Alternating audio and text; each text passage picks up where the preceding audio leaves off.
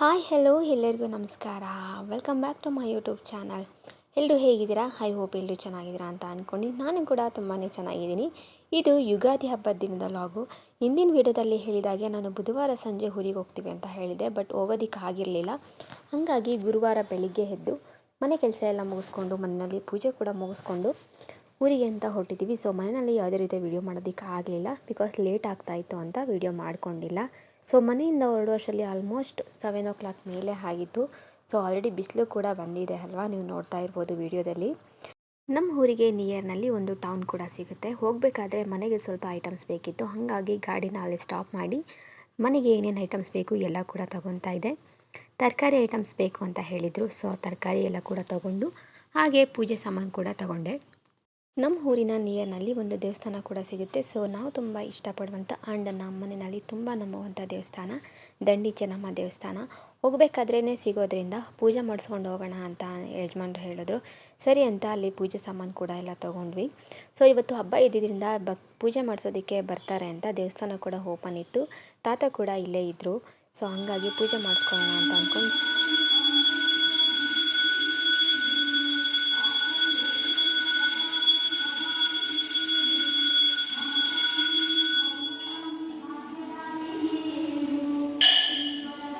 ಪೂಜೆ ಮುಗಿಸ್ಕೊಂಡು ಮಂಗಳಾರತಿ ತಗೊಂಡು ಹಾಗೆ ನಮಸ್ಕಾರ ಕೂಡ ಮುಗಿಸಿ ಹಾಗೆ ದೇವಸ್ಥಾನದಲ್ಲಿ ಒಂದು 5 ನಿಮಿಷ ಕೂತ್ಕೊಳ್ಳೋಣ ಅಂತ ಅಂದ್ಕೊಂಡು ಕೂತ್ಕೊಂಡ್ವಿ.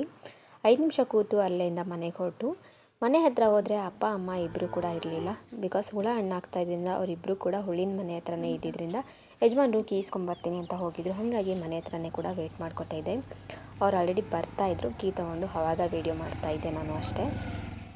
ಸೊ ಬಾಗಿಲು ಕೂಡ ತೆಗೆದು ತಂದಿರೋ ಲಗೇಜ್ನೆಲ್ಲ ಮನೆ ಒಳಗಡೆ ಇಟ್ಟಿದ ತಕ್ಷಣ ನಮ್ಮನ್ನು ವೆಲ್ಕಮ್ ಮಾಡೋದು ನಮ್ಮ ಮನೆಯಲ್ಲಿರುವಂಥ ಈ ಪುಟಾಣಿನೇ. ಸೊ ಅದು ಯಾರೂ ಇರಲಿಲ್ಲ, ಹಂಗಾಗಿ ನಾವು ಡೋರ್ ತೆಗೆದಿದ ತಕ್ಷಣ ಖುಷಿ ಆಯಿತು ಅನಿಸುತ್ತೆ. ಸೊ ನಮ್ಮ ಹಿಂದೆ ಕಾಲು ಸುತ್ತಾನೆ ಸುತ್ತಾ ಇತ್ತು. ಅವರೆಲ್ಲ ಹೊಲ್ತಾ ಹೊಂಟೋಗೋರ ನೀನು ಬಿಟ್ಬಿಟ್ಟು ಹೊಲ್ತಾ ಕಟ್ಟೋಗೋರ. ಯುಗಾದಿ ಹಬ್ಬದ ದಿನ ನಮ್ಮ ದೊಡ್ಡಮ್ಮ ಅವರು ಮನೆ ದೇವ್ರನ್ನ ಹೊಡ್ಡಿಸ್ತಾರೆ, ಹೆಣ್ಣು ದೇವ್ರನ್ನ, ಚಿಕ್ಕಮ್ಮ ದೊಡ್ಡಮ್ಮ ತಾಯಿನ. ಸೊ ಅವರು ಅದೊಂದು ಪ್ರತೀತಿ ಇದೆ ಅವ್ರದ್ದು. ಸೊ ಹಂಗಾಗಿ ಅವ್ರು ಹೊಡ್ಡಿಸ್ತಾ ಇದ್ರಲ್ವ ದೇವ್ರನ್ನ, ಹಂಗಾಗಿ ಮನೆಗೆ ಕರೆದಿದ್ರು ಪೂಜೆಗೆ ಬನ್ನಿ ಅಂತ. ಸೊ ಹಂಗಾಗಿ ಕೂಡ ಹೋಗಿ ಅಲ್ಲಿ ಕೂಡ ದೇವ್ರ ದರ್ಶನ ಮಾಡಿಕೊಂಡು ಪ್ರಸಾದ ಕೂಡ ಕೊಟ್ಟರು. ಅದನ್ನೆಲ್ಲ ತೊಗೊಂಡು ನಾವು ಹೋಗಿದ್ದು ಉಳಿನ ಮನೆ ಹತ್ರ. ಪ್ರಸಾದ ಕೊಟ್ಟಿದ್ರಲ್ವ, ಸೊ ಅದನ್ನ ಹಾಗೆ ಅಪ್ಪ ಅಮ್ಮಂಗೂ ಕೂಡ ಕೊಟ್ಟು ಅವ್ರ ಹತ್ರ ಕೂಡ ಮಾತಾಡಿಸ್ಕೊಂಡು ಆಮೇಲೆ ಮನೆಗೆ ಹೋಗೋಣ ಅಂತ ಅಂದ್ಕೊಂಡು ಉಳಿನ ಮನೆ ಹತ್ರ ಹೋದ್ವಿ. ಅಲ್ಲಿ ನನ್ನ ಮಗಳಿಗೆ ಹುಳನ ಕೊಟ್ಟು ಅವ್ರ ಪಪ್ಪ ಎದುರಿಸ್ತಾಯಿದ್ರು. ಫಸ್ಟು ಎದ್ರುಕೊತಾ ಇರಲಿಲ್ಲ, ಬಟ್ ಇವಾಗ ಯಾಕೋ ಗೊತ್ತಿಲ್ಲ ಸ್ವಲ್ಪ ಭಯ ಪಡ್ತಾಯಿದ್ಲು, ಅಳೋದಕ್ಕೆ ಶುರು ಮಾಡಿಬಿಟ್ಟಿದ್ಲು. ಸೊ ಅದನ್ನೇ ಅವರು ಕ್ಯಾಚ್ ಮಾಡಿಕೊಂಡು ಅಳಿಸ್ತಾಯಿದ್ರು ಕೂತ್ಕೊಂಡು. ಸೊ ಅಲ್ಲೆಲ್ಲ ಅವರು ಮಾತಾಡ್ಕೊಂಡಿದ್ದೆಲ್ಲ ಆದಮೇಲೆ ಹುಳ ಕೂಡ ಇನ್ನೂ ಸ್ವಲ್ಪ ಇತ್ತು, ಕಾಯಿ ಹುಳ ಹಣ್ಣು ಹುಳ ಎಲ್ಲ ಮಿಕ್ಸಪ್ ಆಗಿತ್ತಲ್ವ. ಸೊ ಅದನ್ನೆಲ್ಲ ಸಪ್ರೇಟ್ ಮಾಡ್ಕೊತಿದ್ರು. ಹಾಗೆ ಮಾತಾಡಿಕೊಂಡು ಕೂತ್ಕೊಂಡು ಅದನ್ನೆಲ್ಲ ಸಪ್ರೇಟ್ ಮಾಡ್ಕೊತಾ ಇದ್ವಿ. ಅದನ್ನೆಲ್ಲ ಮಾಡ್ಕೊಂಡಿದ್ದ ಆದಮೇಲೆ ಹಬ್ಬ ಇದ್ದಿದ್ದರಿಂದ ಅಡುಗೆ ಕೂಡ ಏನೂ ಮಾಡಿರಲಿಲ್ಲ ಅಲ್ವಾ, ಹಾಗಾಗಿ ಅಡುಗೆ ಮಾಡೋಣ ಅಂತ ಅಂದ್ಕೊಂಡು ನಾನು ಮನೆ ಕಡೆ ಅಂತ ಹೊರಟೆ. ಸೊ ಗಾಡಿನ ತೆಗೆದು ಅಲ್ಲಿಂದ ಮನೆಗೆ ಹೋಗಿ ಮನೆಗೆ ಅವರಿಗೆ ಪ್ರಿಪ್ರೇಷನ್ನ ಮಾಡಬೇಕಿತ್ತು ಅಲ್ವಾ. ಸೊ ಹಂಗಾಗಿ ಏನು ಮಾಡೋಣ ಅಂತ ಇಲ್ಲಿಂದ ಯೋಚನೆ ಮಾಡಿಕೊಂಡು ಏನೇನು ಮಾಡ್ಬೋದು ಅಂತ ಯೋಚನೆ ಮಾಡಿಕೊಂಡು ಮನೆಗೆ ಹೋಗಿ. ಏನು ನಿನ್ನ ಸಮಸ್ಯೆ? ಹಾಂ, ಏನು ನಿನ್ನ ಸಮಸ್ಯೆ? ಅದು ಸೌತೆಕಾಯಿ ಇರೋದು ಅಷ್ಟೇ. ನಿನ್ನ ಐಟಮ್ ಏನಿದೆ ಅದು ತಿನ್ನೋಕ್ಕೆ. ಏನು ನಿನ್ನ ಸಮಸ್ಯೆ?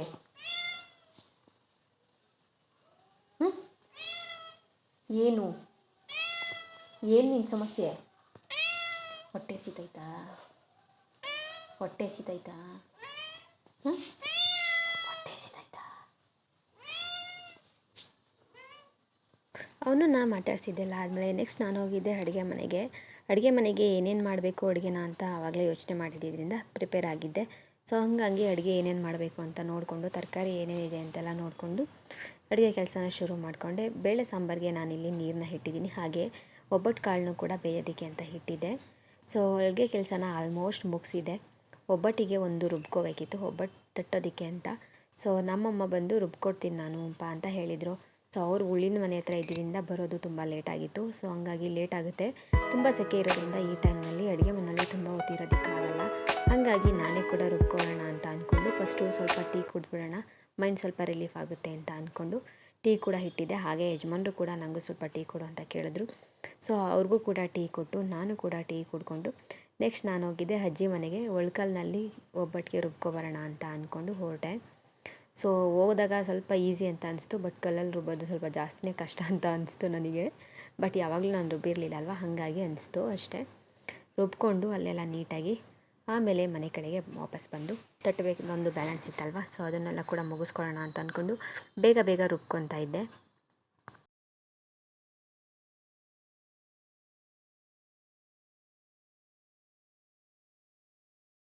ಒಬ್ಬಟ್ಟಿಗೆ ರುಬ್ಬಿದ್ದೆಲ್ಲ ಆದಮೇಲೆ ಅಲ್ಲಿ ಕಲ್ಲು ಕೂಡ ಅದೆಲ್ಲ ತೊಳೆದು ಕ್ಲೀನ್ ಮಾಡಿದ್ದೆಲ್ಲ ಆದಮೇಲೆ ನಾನು ಕೂಡ ಮನೆಗೆ ಬಂದೆ. ಆಮೇಲೆ ಅಷ್ಟರಲ್ಲಿ ಅಮ್ಮ ಕೂಡ ಬಂದಿದ್ದರು.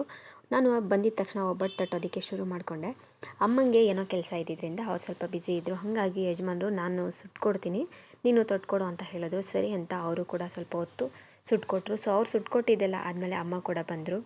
ಸೊ ಅವ್ರನ್ನ ಕೂರಿಸಿ ನಿಮ್ಮ ಪಡೆ ನೀನು ಕುತ್ಕೋ ಹೋಗು ಅಂತ ಹೇಳಿ ಅವ್ರನ್ನ ಕಳಿಸಿ ಆಮೇಲೆ ಅಮ್ಮ ಒಬ್ಬಟ್ಟನ್ನ ಸುಡೋದಕ್ಕೆ ಅಂತ ಶುರು ಮಾಡಿದ್ರು. ನಾನು ಸ್ವಲ್ಪ ಜಾಸ್ತಿ ತೆಳ್ಳಗೆ ತಟ್ಟೋದ್ರಿಂದ ಸ್ವಲ್ಪ ಲೇಟಾಗೇ ಆಗುತ್ತೆ, ಹಾಗಾಗಿ ನಾನು ಕೂಡ ನೀಟಾಗಿ ತಟ್ಕೊಳ್ಳೋಣ ಅಂತಂದ್ಬಿಟ್ಟು ತಟ್ತಾಯಿದ್ದೆ. ಸೊ ಒಬ್ಬಟ್ಟನ್ನ ಜಾಸ್ತಿ ನೀಟಾಗಿ ಹುರಿದಷ್ಟು ಸ್ವಲ್ಪ ಜಾಸ್ತಿ ದಿನ ಇಡ್ಬೋದು, 2ರಿಂದ 3 ದಿನವರೆಗೂ ಕೂಡ ಇಡ್ಬೋದು. ಸೊ ಒಬ್ಬಟ್ಟೆಲ್ಲ ತಟ್ಟಿದ್ದೆಲ್ಲ ಆದಮೇಲೆ ಎಲ್ಲರದ್ದು ಊಟ ಕೂಡ ಆಗಿತ್ತು. ಹಾಗೆ ನಾನು ಕೂಡ ಊಟ ಮಾಡ್ಕೊಳ್ಳೋಣ ಅಂತ ಅಂದ್ಕೊಂಡು ಊಟಕ್ಕೆ ಕೂತಿದ್ದೆ. ಹಬ್ಬದ ದಿನ ಎಲ್ಲರೂ ಒಬ್ಬಟ್ಟು ಊಟ ಮಾಡ್ತಿದ್ದಾರೆ, ಬಟ್ ನನಗೆ ಮಾತ್ರ ಮೊಸರು ಅನ್ನ ಹಾಕಿದ್ದಾರೆ ಅಂತ ಅಂದ್ಕೊಂಡು ಇವನು ಬಂದು ನಾನು ಊಟಕ್ಕೆ ಕೂತ್ಕೊಂಡಿದ್ದ ತಕ್ಷಣ ನನ್ನ ಮುಂದೆನೇ ಕೂತ್ಕೊಂಡು ಮಿಯಾವ್ ಮಿಯಾವ್ ಅಂತಿದ್ದ. ಸರಿ ಅಂತ ಅವನಿಗೂ ಕೂಡ ಸ್ವಲ್ಪ ಒಬ್ಬಟ್ಟು ಹಾಕಿ ನಾನು ಊಟ ಎಲ್ಲ ಮುಗಿಸ್ಕೊಂಡಿದ್ದಾದಮೇಲೆ ಹೊರಗಡೆ ಕೂತ್ಕೊಂಡು ಸ್ವಲ್ಪ ಹೊತ್ತು ಮಾತಾಡಿಕೊಂಡು ಹಾಗೆ ಟೈಮ್ ಸ್ಪೆಂಡ್ ಮಾಡಿದ್ದೆಲ್ಲ ಆಮೇಲೆ ಹೋಗಿ ಮಲ್ಕೊಂಡಿದ್ದಾಯಿತು. ಐ ಹೋಪ್ ನಿಮಗೆ ಈ ವಿಡಿಯೋ ಇಷ್ಟ ಆಗಿದೆ ಅಂತ ಅನ್ಕೋತೀನಿ. ಇಷ್ಟ ಆದರೆ ಪ್ಲೀಸ್ ಒಂದೇ ಒಂದು ಲೈಕ್ ಮಾಡಿ, ಹಾಗೆ ಸಬ್ಸ್ಕ್ರೈಬ್ ಕೂಡ ಮಾಡ್ಕೊಳ್ಳಿ ಅಂತ ಹೇಳ್ತಾ ನೆಕ್ಸ್ಟ್ ವಿಡಿಯೋದಲ್ಲಿ ಸಿಗೋಣ.